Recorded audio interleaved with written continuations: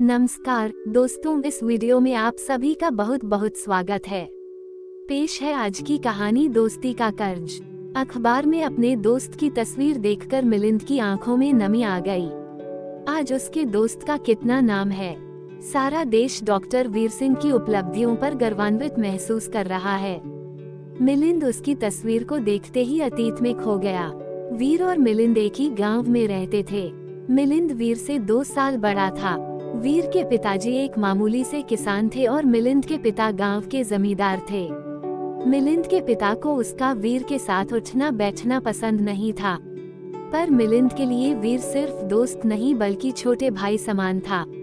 एक दिन भी वीर से मिले बिना नहीं रहता था। समय के साथ साथ दोनों की दोस्ती और गहरी होती चली गई। मिलिंद छिपकर पढ़ाई में वीर की मदद किया करता था। अपने पिता से पैसे लेकर वह वीर को पढ़ाई के लिए पुस्तकें लाकर देता था। वह वीर को बहुत बड़ा आदमी बनता देखना चाहता था। जिस दिन वीर ने पूरे देश में मेडिकल परीक्षा में प्रथम स्थान प्राप्त किया था, उस दिन मिलिंद ने पूरे गांव में मिठाई बांटी थी। वीर भी मिलिंद की बहुत इज्जत करता था। उसका मानना था कि मेडिकल की पढ़ाई में इतना बढ़िया प्रदर्शन वह केवल मिलिंद की मदद से ही कर पाया था। तू उसकी इतनी मदद करता है, देखना एक दिन वह तुझे भूल जाएगा।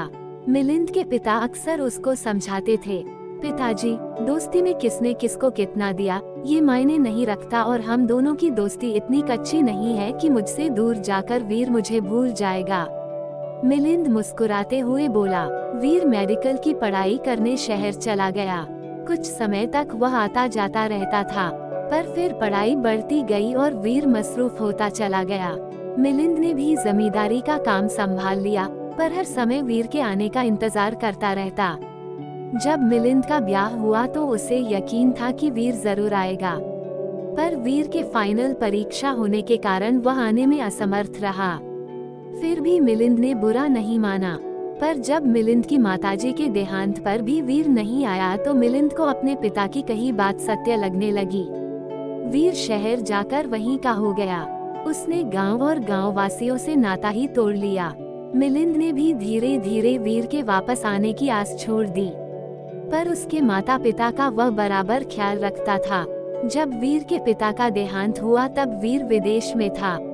वहां से आने में जब उसने अपनी असमर्थता व्यक्त की तो मिलिंद ने ही एक बेटे के सारे कर्तव्य निभाते हुए उनका अंतिम संस्कार किया। मैं तेरा ये एहसान कभी नहीं भूलूंगा। बस एक एहसान और कर दे भाई, मैंने माँ को यहाँ लाने के लिए डाक से टिकट भेजी है, उसे मुझ तक पहुँचा दे, वीर ने फोन पर कहा। मिलिंद ने केवल ठीक है कह फोन रख दिया और वीर की माँ को उसके पास भिजवाने का इंतजाम कर दिया।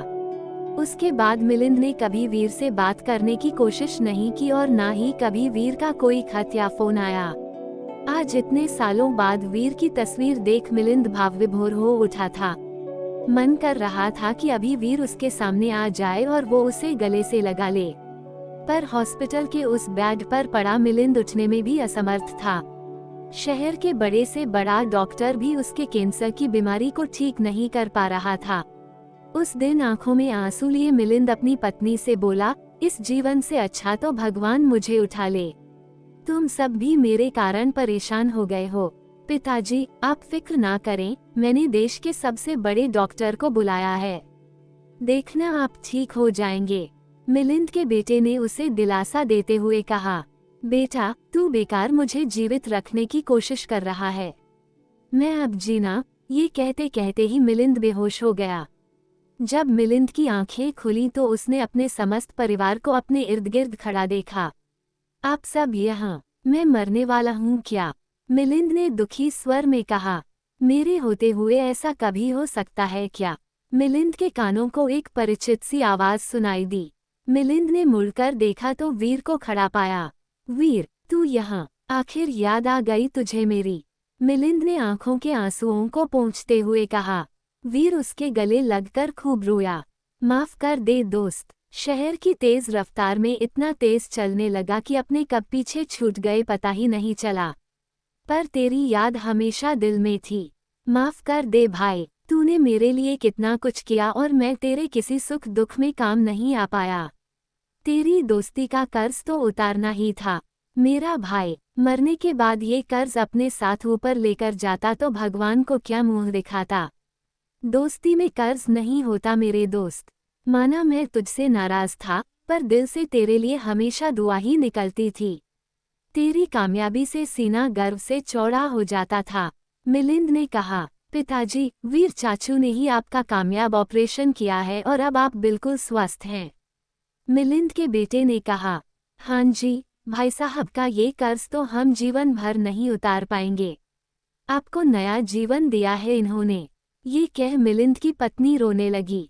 अरे भाभी, आप शर्मिंदा कर रहे हैं मुझे। आज मैं यदि अपने दोस्त को बचा पाया तो इसके लिए भी सारा श्रेय मिलिंद को ही जाता है। ये मदद न करता तो मैं डॉक्टरी की पढ़ाई ही नहीं पढ़ पाता। इसका बहुत बड़ा कर्ज है मुझ पर। वीर ये कहते हुए रो पड़ा।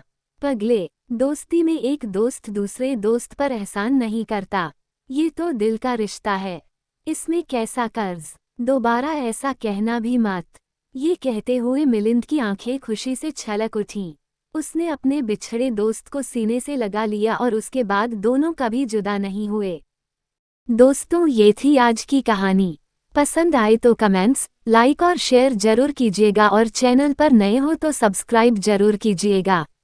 तो मिलते हैं एक नई कहानी के साथ। चैनल पर बने रहने के लिए बहुत बहुत धन्यवाद।